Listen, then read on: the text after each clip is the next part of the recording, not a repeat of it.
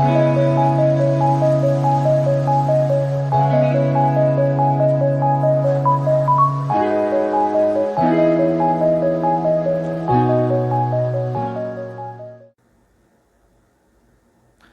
दोस्तों, यार फिर से स्वागत है आपके अपने यूट्यूब चैनल पर जिसका नाम है लर्न विद एडू फंडा।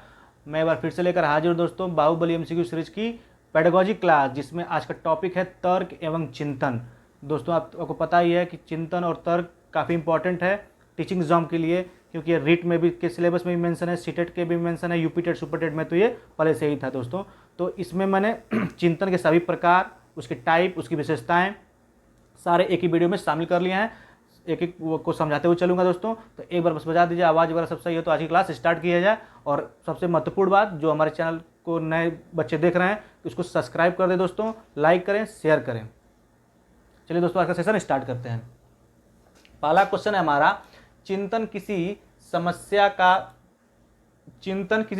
का हल खोजने की मानसिक क्रिया है। चिंतन किसी समस्या का हल खोजने की मानसिक क्रिया है। यह कथन किसका है? क्या वुडवर्थ का है, क्या स्किनर का है, या क्रो एंड क्रो का, या फिर गिलफोर्ड का है? बताएं दोस्तों। आपको पता ही है किसी भी एग्जाम में एक क्वेश्चन जरूर आता है, एक से दो क्वेश्चन कथन पे कि किसने कहा है।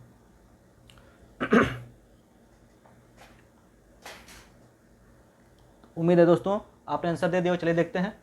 तो चिंतन किसी समस्या का हल खोजने की मानसिक क्रिया है, यह किसका कथन है दोस्तों? वुडवर्थ का। ये किसने कहा था? वुडवर्थ ने। अगला है, चिंतन की विशेषता नहीं है, मतलब उसके कैरेक्टर में नहीं है। क्या? प्रत्येक चिंतन की कोई ना कोई दिशा अथवा लक्ष्य अवश्य होता है। सेकंड है, चिंतन में बालक क्रियाशील होता है। सी है, यह एक प्रकार का संभाषण है।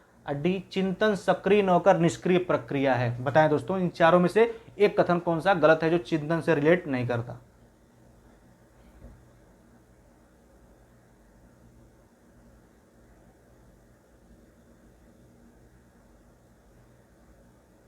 उम्मीद है आपने आंसर दे दिया। चलिए देखते हैं। तो दोस्तों, चिंतन की विशेषता नहीं है क्या? तो प्रत्येक चिंतन की कोई ना कोई दिशा अथवा लक्ष्य अवश्य होता है। जी हाँ, बिल्कुल दोस्तों। हम कभी भी किसी चीज़ के लिए हम सोचते हैं तो उसका कोई ना कोई मोटिव होना चाहिए, कोई ना कोई समस्या होगी तभी तो हम चिंतन करेंगे। ऐसे थोड़े ना है कि हम बिना मतलब का ऐसे ही चिंतन कर रहे हैं, सोच रहे हैं उसके किसी के बारे में। किसी भी चिंतन में एक समस्या का होना बेहद जरूरी होता है कि कोई ना कोई समस्या होगी, कोई ना कोई लक्ष्य होगा, उसी के बारे में हम चिंता करते हैं दोस्तों। सेकंड है हमारा, चिंतन में बालक क्रियाशील होता है। बिल्कुल, जब लड़का चिंतन करेगा तो क्रियाशील होगा। ये बिल्कुल सही है। तो दोस्तों ये भी सही है, ये भी सही है। नेक्स्ट है हमारा, यह एक प्रकार का संभाषण है। बिल्कुल, चिंतन के समय वो आपस में ही ये सारी बातें रिलेट करती हैं, माइंड में चलती रहती हैं, वो एक तरफ से बात करती रहती हैं। ऐसा होगा तो ऐसा करेंगे, यहाँ जाएंगे, नहीं नहीं ऐसा नहीं होगा, हो सकता, इत्यादि इत्यादि। अगला है, चिंतन सक्रिय न होकर निष्क्रिय। ये सरासर गलत है दोस्तों, क्योंकि चिंतन निष्क्रिय नहीं है, बल्कि क्या है? एक सक्रिय प्रक्रिया है। चिंतन क्या है? सक्रिय प्रक्रिया है, निष्क्रिय नहीं है बल्कि सक्रिय प्रक्रिया है। नेक्स्ट हमारा, चिंतन की प्रक्रिया मूर्त से अमूर्त, मतलब कॉन्क्रीट से अनकॉन्क्रीट में, तथा सरल से जटिल, complex to simple to complex की ओर चलती है। चिंतन की प्रक्रिया मूर्त से अमूर्त तथा सरल से जटिल की ओर चलती है। यह कथन है, क्या ये सही कथन है, क्या गलत कथन है, क्या अंशतः सही है, इनमें से कोई नहीं? बताएं दोस्तों।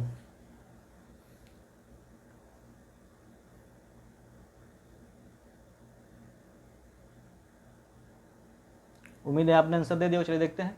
तो दोस्तों, चिंतन की प्रक्रिया मूर्त से अमूर्त तथा सरल से जटिल की ओर चलती है। यह कथन क्या है? तो दोस्तों बिल्कुल सही है। चिंतन की प्रक्रिया क्या है? मूर्त मतलब क्या है? आप किसी समस्या को देखेंगे, फिर आपके उस दिमाग में आप सोचेंगे, तो जो देखा आपने वो क्या हो गया? मूर्त हो गया।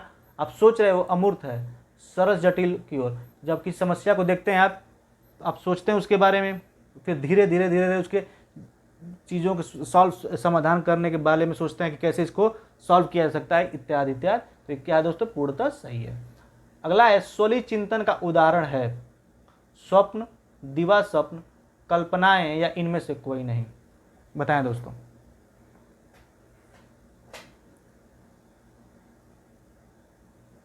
स्वली चिंतन का उदाहरण है। उम्मीद है आपने आंसर दे दिया। चलिए देखते हैं। तो दोस्तों, स्वली चिंतन मतलब स्वली मतलब सेल्फ, आर्टिस्टिक बोल रहा है। तो स्वली चिंतन क्या है दोस्तों? तो ये आपका क्या है, जो हम ऐसे ही सोच रहे हैं, रजाई में सोए हुए हैं और सोच रहे हैं कि मेरे पास गाड़ी होती तो मैं यहाँ गया होता घूमने, मैं स्विट्ज़रलैंड गया होता, वर्ल्ड टूर कर रहा हूँ, इत्यादि इत्यादि। तो जो दिन में इस स्वप्न देखते हैं, जो मेहनत कुछ नहीं करेंगे, पढ़ेंगे कभी नहीं, उनके उतना ही रिश्ता है जितना नॉर्मल लोगों से होता है कि बस किताब देख लिया, हाँ ठीक है आएगा आएगा, फिर 1 महीना पहले एग्ज़ाम के या 10 दिन पहले किताब छुएंगे, आप सोचेंगे उनको नौकरी मिल जाएगी। तो दोस्तों वही बात हो गई, दिवा स्वप्न की बात हो गई। तो स्वर चिंतन का उदाहरण क्या है दोस्तों? स्वप्न या दिवा स्वप्न या कल्पनाएं या इनमें से सभी। तो दोस्तों क्या है ये? इनमें से सभी आपका आंसर सही है। मतलब जो स्वप्न से, जो दिन में स्वप्न देखता है, कोरी कल्पनाएं करता है, ये सब क्या है? आपका स्वरी चिंतन का उदाहरण है। नेक्स्ट है हमारा, वह चिंतन किस प्रकार का चिंतन होता है जो वास्तविक स्थिति से जुड़ता है, जिसमें समस्या समाधान होता है? यथार्थवादी चिंतन, स्वली चिंतन, प्रत्यक्षात्मक चिंतन या फिर सृजनात्मक चिंतन? बताएं दोस्तों।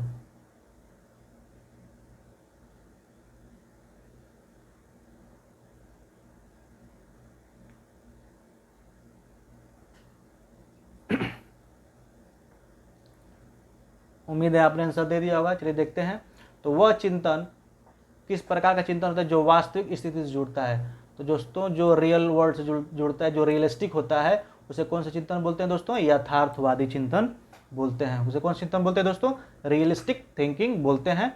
और इसे किससे जुड़ता है दोस्तों? समस्या समाधान से जुड़ता है। देखिए इसमें लिखा भी है जिसमें समस्या समाधान होता है, मतलब यथार्थवादी चिंतन से ही हम किसी भी समस्या का समाधान करते हैं। और ये प्रत्यक्षात्मक चिंतन कौन सा होता है दोस्तों? ये सबसे निम्न प्रकार का चिंतन होता है जो वस्तुओं को देखकर चिंतन किया जाता है। प्रत्यक्षात्मक चिंतन कौन होता है दोस्तों? जिसमें वस्तुओं को देखकर चिंतन किया जाता है, वो क्या होता है? प्रत्यक्षात्मक चिंतन कहा जाता है, या फिर मूर्त चिंतन कह सकते हैं इसको। सृजनात्मक चिंतन आप जानते हैं, क्रिएटिव थिंकिंग, जो अभिसारी से जुड़ता है। स्वरी चिंतन आपको बता दिया मैं, जो कोरी कल्पनाएं होती हैं। चारों मैंने समझा दिया था। यथार्थवादी चिंतन मतलब जिसमें समस्या समाधान होती है, उच्च स्तर का चिंतन होता है ये, और वास्तविक स्थिति से जुड़ता है। प्रत्यक्षात्मक चिंतन जो वस्तुओं को देखकर चिंतन किया जाता है, जो एकदम निम्न स्तर का होता है, या फिर मूर्त चिंतन भी कहते हैं। सृजनात्मक चिंतन जो इसमें अभिसारी होता है, जिसमें कोई क्रिएटिव लोग थिंकिंग करते हैं, जैसे वैज्ञानिक वगैरह हो गए, ये कौन सी चिंतन करते हैं? सृजनात्मक चिंतन करते हैं।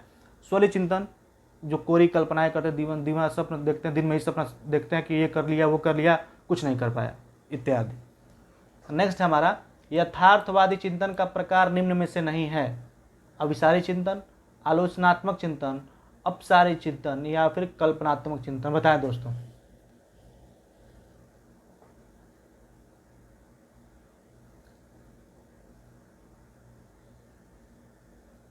यथार्थवादी चिंतन का प्रकार निम्न में से नहीं? अभिसारी चिंतन, अपसारी चिंतन, आलोचनात्मक चिंतन या फिर कल्पनात्मक चिंतन? बताएं दोस्तों। उम्मीद है आपने आंसर दे दिया होगा। चलिए देखते हैं दोस्तों, यथार्थवादी चिंतन का प्रकार कौन सा नहीं है? तो आपका कल्पनात्मक चिंतन आपका यथार्थवादी में नहीं आता है। अब अभिसारी आता है। अभिसारी मतलब जिसमें सृजनात्मकता की बात होती है, जिसमें निगमनात्मक चिंतन को कहते हैं क्या? अभिसारी चिंतन। अपसारी चिंतन क्या होता है आपका? डाइवर्जेंट थिंकिंग, जिसमें डाइवर्जेंट मतलब जिसमें सोच अलग अलग तरह से चीज़ों को सोचा जा सके, क्या है वो? डाइवर्जेंट, जिसमें आगमनात्मक तर्क। और ये आपका अभिसारी क्या होता है दोस्तों? जिस बस केवल एक आपको बस बना बनाया एक कॉन्सेप्ट दे दिया, बस उसी के बारे में आप सोच रहे हो। जैसे निगमनात्मक मतलब नियम से उदाहरण की तरफ, ये क्या है? अभिसारी उदाहरण से नियम की तरफ। और आलोचनात्मक चिंतन मतलब क्या होता है दोस्तों? जो किसी भी समस्या के पक्ष और विपक्ष दोनों के बारे में सोचता है कि इसको करने से क्या होगा, इसको करने से लाभ क्या है, इसको करने से हानि क्या है। जो दोनों पक्ष और विपक्ष के तर्क करके उसको सोचे, उसको क्या बोलते हैं दोस्तों? आलोचनात्मक तर्क बोलते हैं या आलोचनात्मक चिंतन बोलते हैं। नेक्स्ट है हमारा, चिंतन के वास्तविक प्रकार हैं प्रतिबोधात्मक चिंतन, प्री कॉन्सेप्चुअल और कॉन्क्रीट, कल्पनात्मक चिंतन, अब्स्ट्रैक्ट या कॉन्सेप्चुअल, सृजनात्मक चिंतन, क्रिएटिव थिंकिंग, या फिर प्रत्यात्मक चिंतन, रिफ्लेक्टिव और लॉजिकल थिंकिंग? बताएं दोस्तों कि चिंतन के वास्तविक प्रकार कौन कौन से हैं।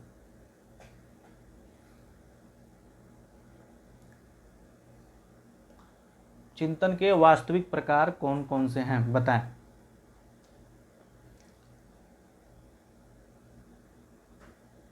उम्मीद है आपने आंसर दे दिया होगा। चलिए देखते हैं। तो दोस्तों चिंतन के वास्तविक प्रकार कौन कौन से हैं? प्रतिबोधात्मक चिंतन बिल्कुल होता है। ये वो चिंतन होता है जिसमें आप किसी चीज को देखकर चिंतन करते हैं। ये सबसे निम्न स्तर का चिंतन होता है दोस्तों। अभी बताया तो मैं मूर्त चिंतन को ही प्रतिबोधात्मक चिंतन करते हैं। हिंदी में नाम अलग आ सकते हैं, लेकिन आप इंग्लिश में यही आएगा, या तो प्री कंसेप्चुअल आए या फिर या कॉन्क्रीट आए। ये दोनों आप इंग्लिश में वर्ड याद कर लीजिएगा, कंफ्यूज नहीं होंगे, क्योंकि हिंदी में मूर्त आ सकता है, प्रतिबोधात्मक आ सकता है, प्रत्यक्षात्मक इत्यादि इत्यादि आ सकता है, कुछ और भी नाम आ सकते हैं, लेकिन इंग्लिश में प्री कंसेप्चुअल आएगा या फिर कंक्रीट आएगा। यही आपकी सबसे बेनिफिट होगा दोस्तों, इंग्लिश में याद कर लीजिए। तो प्रतिबोधात्मक चिंतन कौन सा होता है दोस्तों? जिसे वस्तुओं को देखकर चिंतन किया जाए, जो सामने समस्या है उसको देखकर आप चिंतन कर रहे, सोच रहे हैं, वो आपका क्या है? प्रतिबोधात्मक चिंतन है। ये सबसे निम्न स्तर का चिंतन होता है। कल्पनात्मक चिंतन आपको बताया था मैं, जिसमें कल्पना की जाती है। ये सबसे ज़्यादा ये चिंतन कौन लोग करते हैं? अधिकतर जो हैंडीकैप लोग होते हैं, जो कभी मतलब चल नहीं पा रहे हैं, या फिर उनका हाथ नहीं, उनका पैर नहीं, लेकिन सोच रहे हैं कि मैं साइकिल चला रहा हूँ, मैं गाड़ी चला रहा हूँ, तो उनसे इस चिंतन से उनको एक संतुष्टि प्राप्त होती है। ये कौन सा चिंतन है दोस्तों? कल्पनात्मक चिंतन है। सृजनात्मक चिंतन कौन सा होता है दोस्तों? तो आपको पता ही है, इसमें यह भी कल्पना से ही जुड़ता है, लेकिन इसमें क्या होता है? इसमें वैज्ञानिकता भी शामिल होती है। सृजनात्मक चिंतन भी कल्पना से ही जुड़ता है, लेकिन इसमें वैज्ञानिकता शामिल होती है, मतलब साइंटिफिक रीजन शामिल होते हैं। जितने भी साइंटिस्ट होते हैं जो कुछ नया करते हैं, वो कौन सा चिंतन करते हैं दोस्तों? सृजनात्मक चिंतन करते हैं, मतलब क्रिएटिव थिंकिंग करते हैं। और नेक्स्ट है हमारा प्रत्यात्मक चिंतन, रिफ्लेक्टिव और लॉजिकल थिंकिंग। किसी भी चीज़ के पीछे तर्क, उसके पक्ष विपक्ष के बारे में सोचना, हाँ उस लाभ क्या है, हानि क्या है, ये सब कौन सा चिंतन होता है दोस्तों? आपका प्रत्यात्मक चिंतन या तार्किक चिंतन जिसको बोलते हैं, होता है। तो दोस्तों मुख्य रूप से देखा जाए तो चिंतन कितने प्रकार होते हैं? 4। कौन कौन से? प्रतिबोधात्मक चिंतन, कल्पनात्मक चिंतन, सृजनात्मक चिंतन या प्रत्यात्मक चिंतन। तो हमारा आंसर क्या होगा दोस्तों? इनमें से सभी। आगे चलते हैं। प्रत्यक्ष वस्तुओं को देखकर, देखिए आ ही गया, प्रत्यक्ष वस्तुओं को देखकर जो चिंतन किया जाता है तथा जो निम्न स्तर का होता है, वह किस प्रकार का चिंतन है? अब सारी चिंतन, तार्किक चिंतन, मूर्त चिंतन या इनमें से कोई नहीं? बताएं दोस्तों।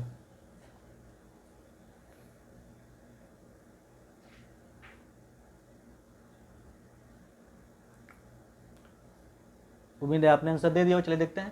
तो दोस्तों प्रत्यक्ष वस्तुओं को देखकर जो चिंतन किया जाता है, वो कौन सा चिंतन होता है? अभी मैं बताया था, प्रत्यक्षात्मक चिंतन बोल दीजिए, प्री कंसेप्चुअल बोल दीजिए, या फिर मूर्त चिंतन बोल दीजिए, या फिर कंक्रीट थिंकिंग बोल दीजिए। मतलब जिस वस्तुओं को देखकर सामने चिंतन किया जाता है, जो निम्न स्तर का होता है, कौन सा चिंतन बोलते हैं दोस्तों? मूर्त चिंतन बोलते हैं। इसका नाम याद रखिएगा, एग्जाम में प्री कंसेप्चुअल आएगा या फिर कंक्रीट आएगा। एक है, एक बालक जोड़े का संप्रत समझ चुका है, अब वह उसी प्रकार के अन्य समस्याओं को सुलझाता है, वह किस प्रकार का चिंतन कर रहा है? सृजनात्मक चिंतन, प्रत्यात्मक चिंतन या फिर मूर्त चिंतन? बताएं दोस्तों।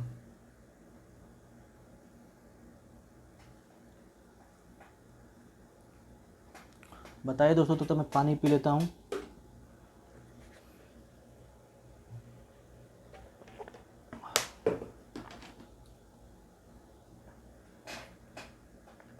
उम्मीद है आपने आंसर दे दिया होगा दोस्तों। तो मैंने बताया ही था कि एक जब किसी चीज़ को एक संप्रत आदमी समझ जाता है, उसके पक्ष विपक्ष सब बारे में जान जाता है, वो कौन सा चिंतन होता है दोस्तों? प्रत्यात्मक चिंतन। प्रत्यात्मक चिंतन कह लीजिए, तार्किक चिंतन कह लीजिए, या फिर लॉजिकल थिंकिंग भी कर सकते हैं इसको। ये आपका उस क्रिया में सम्मिलित होता है, तार्किक चिंतन या प्रत्यात्मक चिंतन में।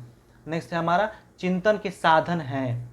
मतलब इसमें से कौन कौन साधन है, या फिर सभी हैं, या फिर कोई एक है, ये बताना है आपको। क्या भाषा, क्या संप्रत्यय, क्या प्रतिज्ञप्ति या फिर प्रतिमा? बताएं दोस्तों। ए और बी होता है, बी और डी है, ए बी सी, या फिर इनमें से सभी?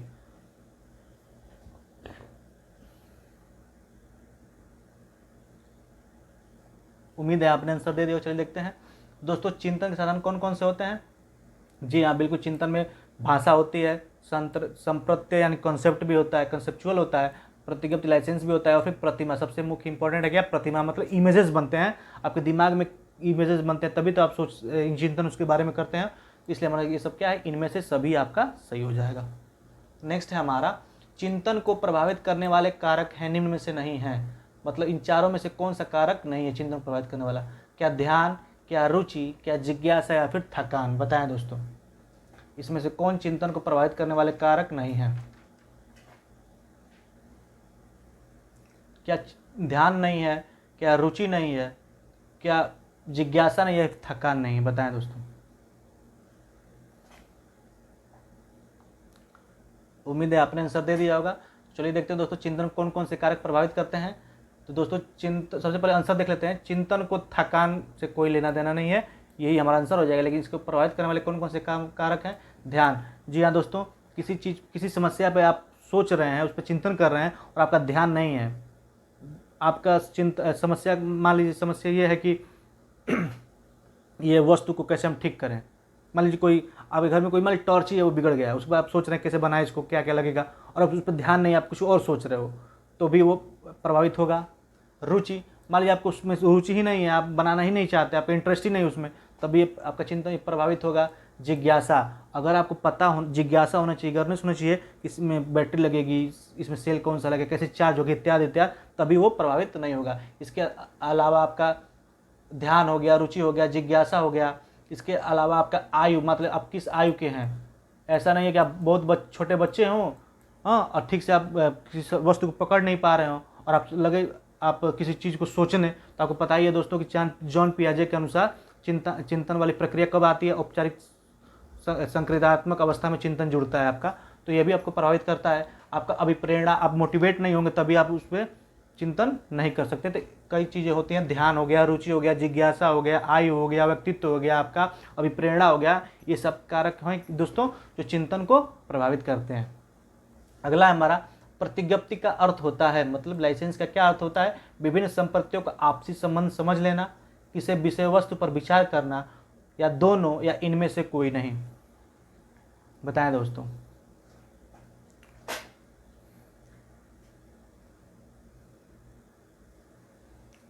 उम्मीद है आपने आंसर दे दिया होगा। चलिए देखते हैं। तो दोस्तों प्रतिज्ञप्ति का अर्थ होता है विभिन्न संपत्तियों को आपसी संबंध समझ लेना। ये कहलाता है क्या दोस्तों? आपका प्रतिज्ञप्ति कहलाता है। जैसे मान लीजिए कि आपका प्लस और माइनस, आपने नियम वो पढ़ा होगा बोर्ड मास वाला, का को पहले काटी, दा पीछे दो, भाग गुणा करो, धन जोड़ दो, ऋण को दिया, इत्यादि इत्यादि। तो आप ये नहीं समझ में, पहले ये नहीं, मान लीजिए आपने ब्रैकेट के पहले आपने गुणा का हल कर दिया, फिर डिवाइड कर दिया, फिर मल्टीप्लाई कर दिया, फिर उसके बाद आपने ब्रैकेट हल सॉल्व किया, तभी आपका आंसर सटीक नहीं आता है। तो इन दोनों के बीच में जो रिलेशन होता है कि मैंने पहले आप ब्रैकेट हल करना है, फिर उसको गुणा करना है, फिर डिवाइड करना है, फिर मल्टीप्लाई, फिर सब्ट्रैक्शन, फिर एडिशन, तब आप आंसर सटीक पाते हैं। तो वही दोस्तों इन दोनों के बीच की आपसी संबंध को जो कंसेप्चुअल डिफरेंसेस होते हैं उसको आप क्लियरिफाई कर लेते हैं, तो आप समझ जाते हैं और आप उसके क्या बोलते हैं, उसके आंसर में पहुंच जाते हैं, उसके आप सॉल्यूशन में पहुंच जाते हैं। वही क्या कहलाता है दोस्तों? प्रतिज्ञप्ति कहलाता है। तो विभिन्न संपत्तियों का आपसी संबंध क्या कहलाता है? प्रतिज्ञप्ति कहलाता है। नेक्स्ट है हमारा, मनोवैज्ञानिकों द्वारा बताए गए तर्क के प्रकारों में से नहीं है। आगमनात्मक तर्क, निगमनात्मक तर्क, आलोचनात्मक तर्क, या फिर कल्पनात्मक तर्क। बताएं दोस्तों कौन सा नहीं है?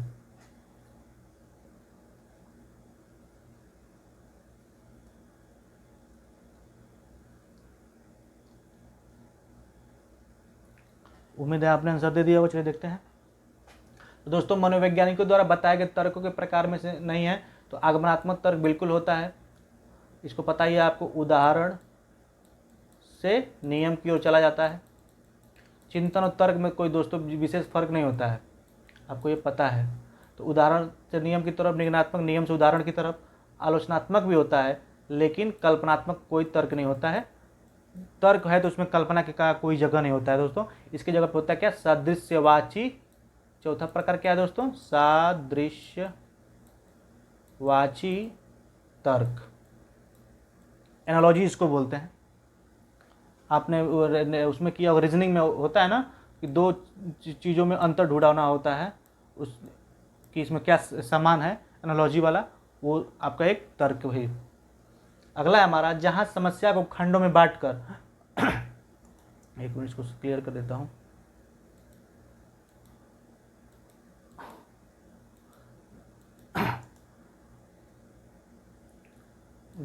जहां समस्या को खंडों में बांटकर प्रत्येक भाग को क्रम से विचार कर समस्या का समाधान ढूंढना कौन सा तर्क कहलाता है?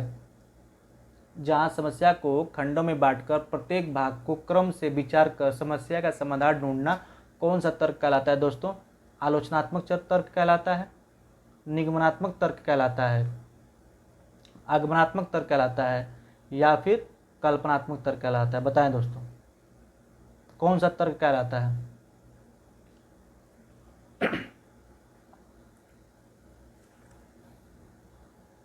उम्मीद है आपने आंसर दे दिया होगा। तो दोस्तों, जहाँ समस्या को खंडों में मतलब उसको टुकड़ों में बांट दिया जाए और प्रत्येक भाग को क्रम से विचार कर समस्या का समाधान ढूंढना कौन सा तर्क कहलाता है?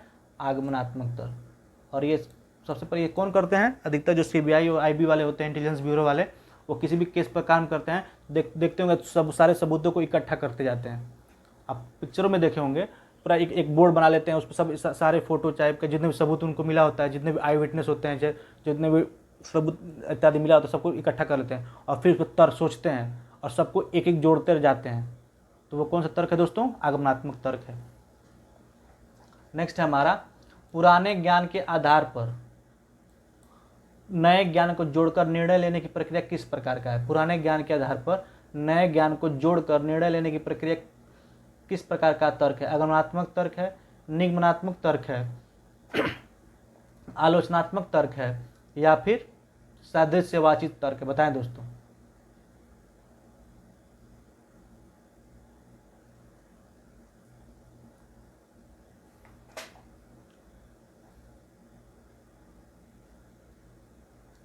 पुराने ज्ञान के आधार पर नए ज्ञान को जोड़ना और निर्णय लेने की प्रक्रिया क्या कहलाता है?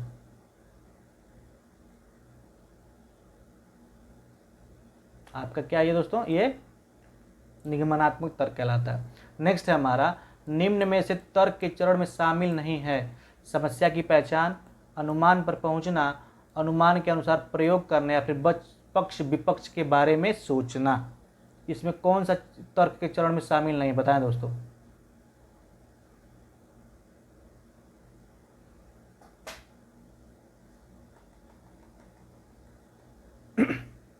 उम्मीद है आपने आंसर दे दिया हो। चलिए देखते हैं। तो दोस्तों, निम्न में से तर्क के चरण में कौन शामिल नहीं है? समस्या की पहचान बिल्कुल सही है, अनुमान पर पहुंचना ये भी सही है, निम्न अनुमान के अनुसार प्रयोग करना ये भी सही है, लेकिन पक्ष विपक्ष ऐसा कुछ नहीं होता है। अनुमान के प्रयोग के अनुसार प्रयोग करने के बाद क्या हो जाता है दोस्तों? हमारा निर्णय लेना, निर्णय पर पहुंचना हो जाता है, और उसके बाद इसमें आंकड़े जुड़ जाता है, आंकड़े इकट्ठे करना। ये कौन सा, ये सब क्या है? तर्क के प्रकार। किसी भी चीज़ पर सोचने से पहले दोस्तों हम समस्या की पहचान, ऐसा कुछ थोड़ा है कि हम किसी चीज़ में तर्क करेंगे। हम किसी भी लॉजिक थिंकिंग के लिए सबसे पहले समस्या की पहचान तो करना चाहेंगे ना, कि हमारे समस्या क्या है। सबसे पहले हम क्या करेंगे? समस्या की पहचान करेंगे। उसके बाद हम आंकड़े इकट्ठा करते हैं, उसमें मतलब क्या क्या हो सकते हैं, क्या क्या फैक्ट्स हैं, उसके बारे में जानकारी लेंगे।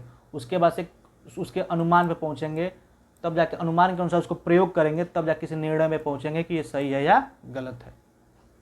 नेक्स्ट है हमारा, चिंतन की विशेषताएं नहीं है। चिंतन एक अप्रकट्य व्यवहार है, चिंतन एक मध्यस्थ प्रक्रिया है, व्यक्ति चिंतन में प्रयत्न एवं भूल करता है, चिंतन में भाषा कोई आधार नहीं होता। बताएं दोस्तों।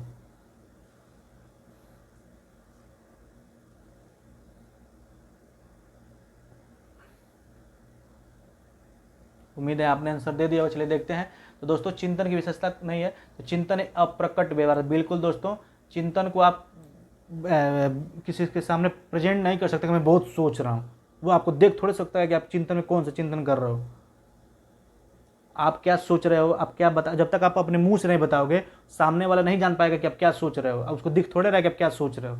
तो दोस्तों, बिल्कुल ये अप्रकट व्यवहार है, इंडिविजुअल है। चिंतन एक मध्यस्थ प्रक्रिया, बिल्कुल आपके और आपके समस्या के बीच में मध्यस्थता का काम कौन करता है? चिंतन करता है। तो बिल्कुल ये भी सही है। व्यक्ति चिंतन में प्रयत्न एवं भूल करता है, बिल्कुल चिंतन कर रहा है, क्या पता जो चिंतन कर रहा है वो सही हो, और ऐसा थोड़े होता है कि हर बार वो जो सोच रहा है वो सही हो। तो प्रयत्न और भूल बिल्कुल होता है। चिंतन में भाषा कोई आधार नहीं होता है, बिल्कुल कहते हैं दोस्तों, चिंतन में भाषा का आधार होता है, इमेजेस होते हैं, कंसेप्चुअल होता है, इमेज होता है, आपका लैंग्वेज भी होता है। नेक्स्ट है हमारा, निम्न में से तर्क के संबंध में सही नहीं है। यह एक प्रकार का चिंतन है जिसमें तार्किकता, क्रमबद्धता तथा संबद्धता शामिल है। यह एक समस्या समाधान का व्यवहार है। यह चिंतन की एक प्रक्रिया, इसमें क्रमबद्धता नहीं पाई जाती, नहीं पाई जाती होता है दोस्तों। टाइपिंग एरर है ये। पाई जाती। बताएं दोस्तों में कौन सा सही है।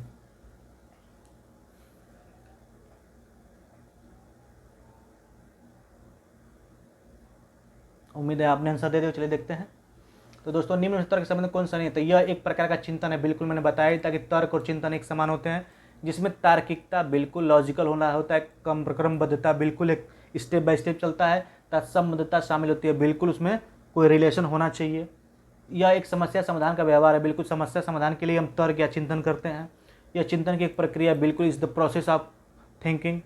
लेकिन इसमें क्रमबद्धता बिल्कुल नहीं, इसमें क्रमबद्धता पाई जाती है। यहीं पर तो लिखा है, आप इसमें देखिए क्रमबद्धता पाई जाती है। तो इसलिए क्या होगा, ये यही हमारा आंसर हो जाएगा, क्योंकि इसमें क्या होता है, क्रमबद्धता पाई जाती है। नेक्स्ट है हमारा, प्रतिभाशाली बालक किस प्रकार का चिंतन करता है? अभिसारी, अपसारी, आलोचनात्मक या इनमें से कोई नहीं? बताएं दोस्तों।